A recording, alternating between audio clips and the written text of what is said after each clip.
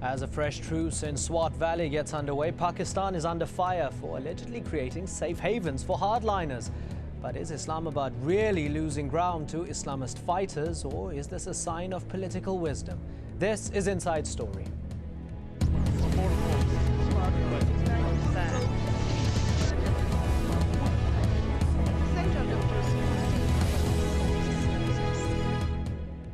Hello and welcome to the show. I'm Imran Garda. Some are celebrating while others are worried as Sharia law is introduced in northwest Pakistan.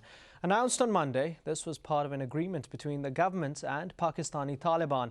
Will it help restore peace or just trigger chaos in the already volatile region?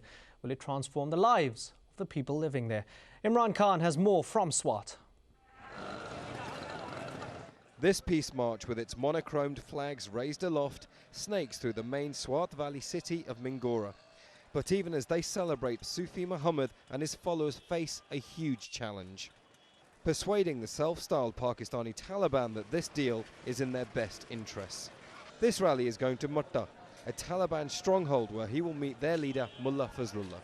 The Taliban are wary of the peace deal on a number of counts. Religiously, they would like a stricter implementation of Sharia or Islamic law. Politically, they feel that they could lose power to Sufi Muhammad, and without power they lose financially. They run a number of businesses and an informal system of taxation, or as others have called it, violent extortion. Lastly, they fear reprisal from some sections of the local populace, and with laying down of arms part of the peace deal, many feel that the Taliban could be weak. The meeting between the two groups is likely to go on for days. In the meantime, the streets of the Swat Valley are back to their hectic normality, and there's hope that it will last. God willing, if they are sincere, both groups will agree. They both want Islam and they both have the same agenda. If another outside party doesn't interfere, then things will go smoothly. We all hope, God willing. And that hope even extends to the police, who have rarely been seen on the streets of Swat since the Pakistani Taliban took over nearly 2 years ago. Walking around these streets, you can easily forget that this was a war zone just a few days ago. However, the success of this peace deal rests upon Maulana Sufi Muhammad and the Pakistani Taliban coming to some sort of agreement. However, even if they do, that has worried some people in Kabul and in Washington and beyond. They say that you've just appeased the extremists. However, for the people here, the so-called extremists just want to live a life more in line with Islamic principles. Imran Khan, Al Jazeera, Mingora, the Swat Valley. Well, joining us now are our guests in Lahore, Imtiaz Alam. He's editor of the South Asian Journal. In Singapore, Murtaza Razvi. He's a senior editor at Pakistan's Dawn newspaper. And in Washington, D.C., Josh White. He's a research fellow at the Center on Faith and International Affairs at the Institute for Global Engagement. Thank you very much, all of you, for joining us. Mr. Rizvi, in Singapore, is this deal an example of appeasement or true democracy at play? Well, it may seem like that on the surface of things as they have developed and as the development has come about. But Pakistan today is a very fragmented society, and one also has to take into account the Pashtun ethnic factor. For the first time, the ANP, which has a long history of being a Pashtun nationalist party, that is in power in Peshawar, and they were clearly not able to control the situation in the Swat Valley. The federal government too was not able to get it under control. So the least the ANP wanted to avoid was being seen as having Pashtun blood on its hands. So it was a no-win situation for the party, even though they are perpetually under direct attack from the Taliban, asserting themselves in the territory in which the Pashtuns, the ANP, won the last election. They had really not much choice, because there were the people being killed on both sides. The security forces as well as the Taliban were both Pashtuns, and they were living right in the middle of a hugely, largely very peaceful, docile local population in Swat. So in a nutshell, you think this is a bad idea? It's a bad idea in the long run, but I mean, look at the choices that the ANP government had there. Imtiaz Alam, what's your take on it? Is it a bad idea in the long run? You see that it has both aspects. At the political and tactical level, it's a very intelligent move to put Sufi Muhammad and his Tehreek-e-Nifaz Shariat Muhammadi against the Taliban or the militants in Swat. On the other hand, it can have consequences for other regions who can also follow in the demand being accepted in Swat. But Swat has its own peculiarity because it was a feudal state run by a wali or emperor. And when that was abolished, there was a complete void at that time, and people came out to the streets at that time as well. And when the Pakistani laws were implemented, they were not fully implemented there. And when these Nizam-e-Adl regulations or regulations for justice were introduced in 1994 and 1999, the Supreme Court declared them as ultra-vires of the Constitution. So again the void was created, and that produced a void, and which was filled by Sufi Muhammad and his movement for the implementation of Sharia law. Let's bring in. This time, okay, sorry to interrupt you. Let's bring in Josh White because sorry to interrupt you. I want to bring in Josh White because you mentioned something interesting. You said that Swat has its own peculiarity. Josh White, isn't there an argument that this is very much a local issue? It's unrelated to the Taliban across the border in Afghanistan or the broader so-called war on terror? Absolutely, there's a local dimension, and that's why in many ways this is a very sensible move by the government, because the government is attempting to meet some of the local demands which have been levied for nearly 15 years now. So there is a local dimension, but we also have to understand that it's not only a local issue, that a peace deal of this kind is probably a necessary but not sufficient condition for peace. There are Waziri tribesmen who see Swat as being part of their grand strategy in the northwest frontier. There are foreign fighters. There's a whole mix of groups which have converged on Swat. And so this deal is an important piece.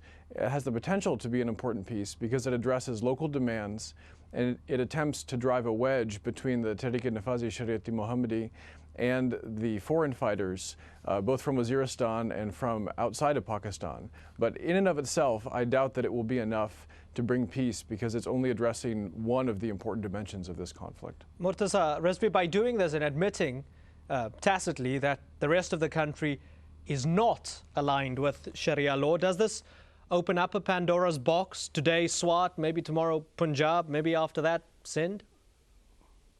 Well, the wider spectra is one of horror, really, if you take the international implications or the implications at the national level, because, you know, the first reverberations perhaps would be or could be felt possibly in Karachi, where the MQM has been crying from the rooftops that there is some connection between the ANP presence in Karachi itself and the shielding of or the housing of Taliban elements that might have come into the city.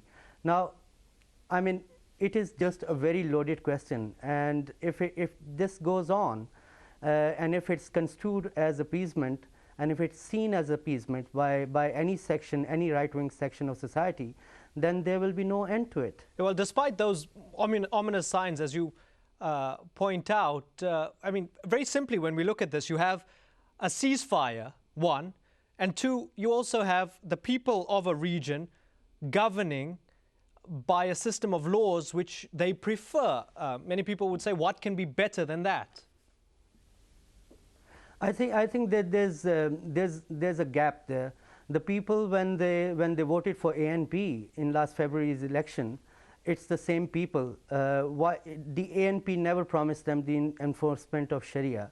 It promised them relief on a whole lot of other socio-economic issues which affect the people's day-to-day lives.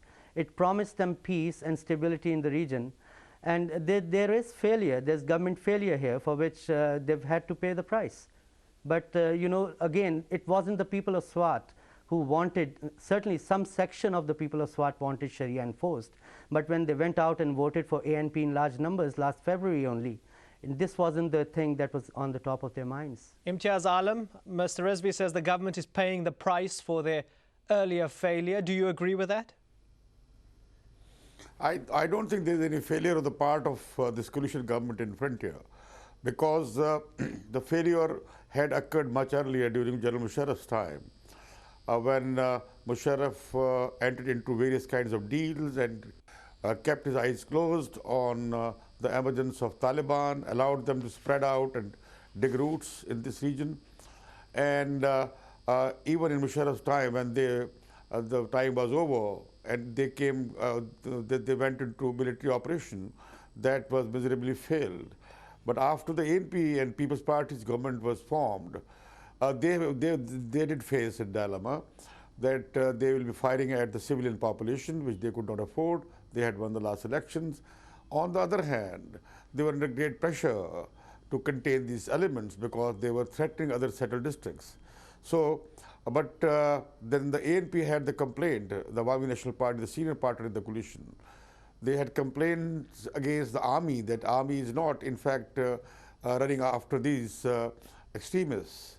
So now I think this is a tactical move which has put Sufi Muhammad against his own son-in-law, who has gone to Mata today to talk to his son-in-law and his forces. And with white flags, he is going to, we have to see whether he is able to disarm them or not. The real issue for the people of Swat is not Sharia, it is the issue of peace. Yeah, but also, surely Sharia comes into it. The fact that the leaders in Swat behead opponents, they bar girls from school, girls are barred from school, schools are burnt down, opponents are beheaded. Surely Sharia is an issue as well. You see that under the new scheme, the judges or judicial officials trained under the British system of law here in Pakistan will be presiding over those courts, and they will be taking decisions in the light of both Anglo-Saxon and Sharia law. There would be a kind of mix, but these will not be courts run by the clerics, nor will be their fatwas by these courts to stop the schools or stop girls' education. And there is no agreement, this kind of agreement, which stops the girls from going to schools. Rather, schools will be opened, and they are being opened, as I am hearing the reports, after the peace is restored. And moreover, the President of Pakistan, Mr. Asif Zardari, has said that until the peace comes, this regulation will not be implemented. And moreover, these courts are to be run by the official judges, not by the clerics. Okay. It's time for a short break, gentlemen. We'll continue this discussion when we come back. Stay with Inside Story.